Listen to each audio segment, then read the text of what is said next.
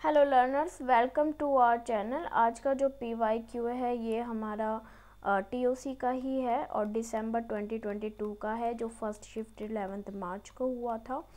चलिए स्टार्ट करते हैं। 2023 में हुआ था। तो यहाँ पे कुछ हमें रेगुलर एक्सप्रेशंस गिवन है। इसका मतलब है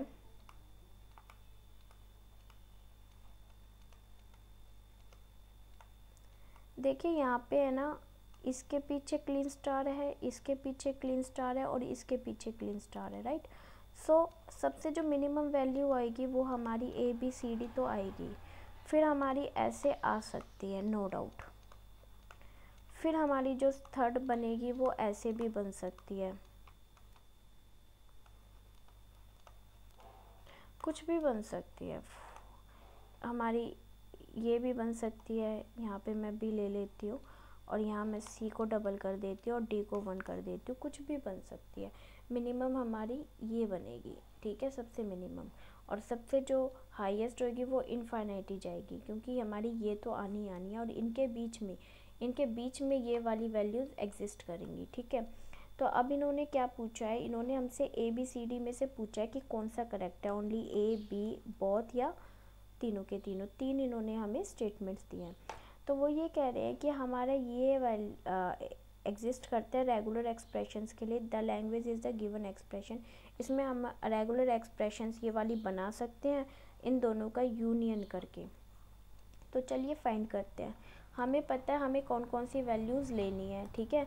तो अब पहले हम इसके थ्रू बनाते हैं, ठीक है। पहले हम B के थ्रू करते हैं।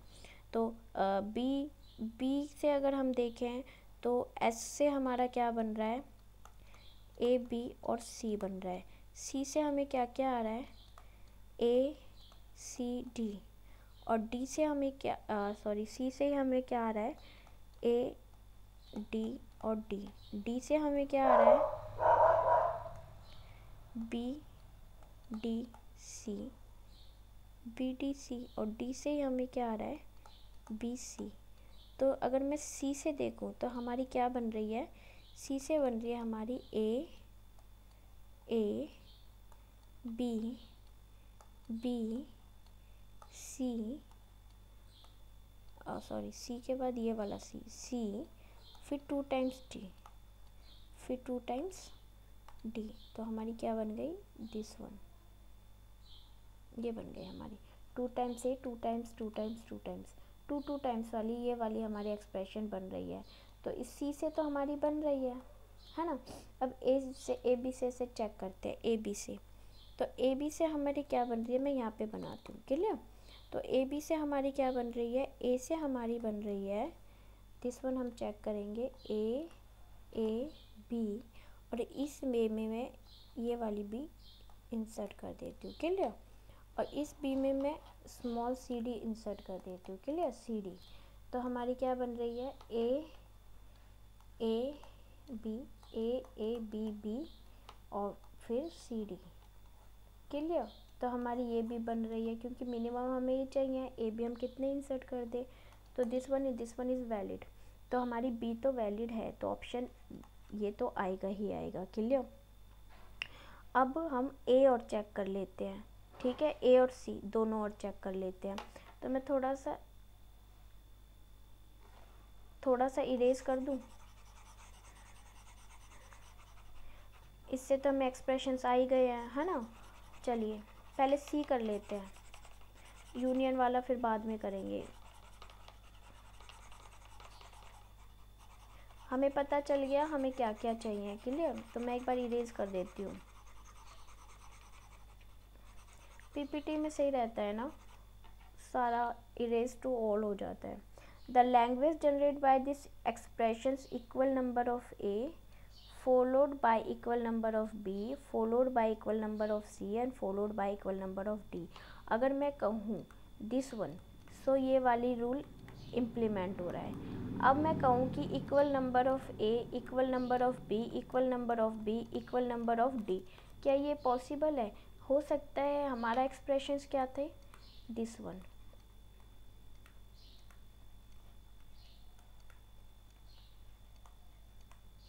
है ना।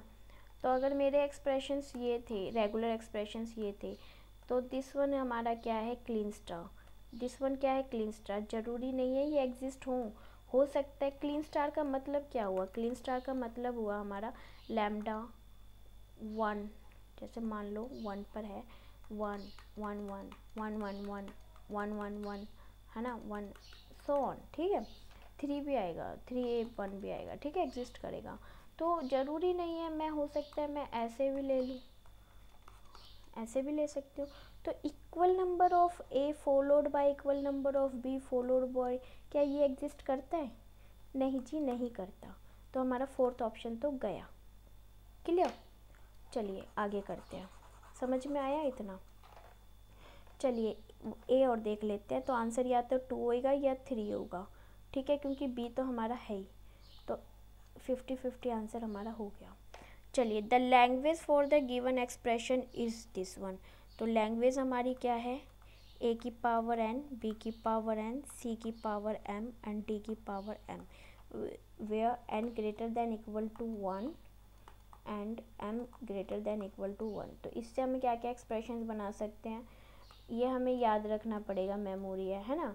तो हम कह देंगे एन, हम मान लो 1 ले लेते हैं, और इसमें भी एम की वैल्यू हम 1 ले लेते हैं। एन की वैल्यू मान लो हम 2 ले लेते हैं, और एम की वैल्यू हम 1 ही रखते हैं। क्लियर? 2 एक्सप्रेशन बनना है, यूनियन करना है, ये नहीं भूलना हमें, ठीक है। तो मैं कलर चेंज कर लेती हूँ। नाउ विल चेक, ठीक है, now will check union. Union किसका? लैंग्वेज ही है ये भी। ए की पावर एन, बी की पावर एम, सी की पावर एम और डी की पावर एन। तो ये हमारा इक्वल है 1 के, comma M greater than equal to 1।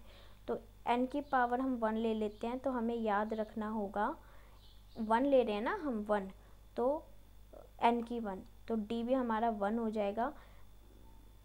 एक बार ये हम बी भी हम 1 ले लेते हैं, ठीक है। एक बार हम m की वैल्यू यहाँ पर भी 1 ले लेते हैं, क्लियर, और यहाँ पे भी हमने 1 लिया, तो हम यहाँ पे ये ले रहे हैं। सेकंड हम क्या कह रहे हैं, 2 कर रहे हैं हम। n की वैल्यू हमने 1 कर दी और m की वैल्यू मैंने 2 कर दी, क्लियर। तो मैं यहाँ पे क्या गेट कर रही हूँ, a हमारे पास 1 रहेगा, b हमारे पास 2 हो जाएंगे, c भी हमारे पास 2 हो जाएंगे, और d भी हमारे पास 1 रहेगा, क्लियर। अगर मैं यहाँ पर कह रही हूँ, यहाँ पे मैंने क्या किया था, यहाँ पे n की वैल्यू 2 रखी थी, अब मैं यहाँ पे भी n की वैल्यू 2 रख देती हूँ, यहाँ पे भी n की वैल्यू 2 रख देती हूँ। n की वैल्यू मैंने 2 रख दी, n की वैल्यू मैंने 2 रख दी है, और m की वैल्यू मैंने 1 रख दी है, ठीक है, कोमा। तो a आपका 2 हो जाएगा, b और c आपका 1 हो जाएगा, और d आपका 2 हो जाएगा। तो हमें सब कुछ मिल रहा है, मेन हमें ABCD चाहिए। इन दोनों का अगर मैं यूनियन करूँगी ना, तो हमें सब मिलेगा, क्लियर, मिलेगा। तो हमारा A भी आएगा और B भी आएगा, तो हमारा आंसर हो जाएगा 3rd, क्लियर। हमारा आंसर हो जाएगा both A and B are correct, clear. समझ में आ गया कैसे क्वेश्चन आए थे? देखिए, करिए, प्रैक्टिस करिए, बहुत इंपॉर्टेंट है, पेपर पास आया है। Best of luck, thank you, thanks for watching, bye bye.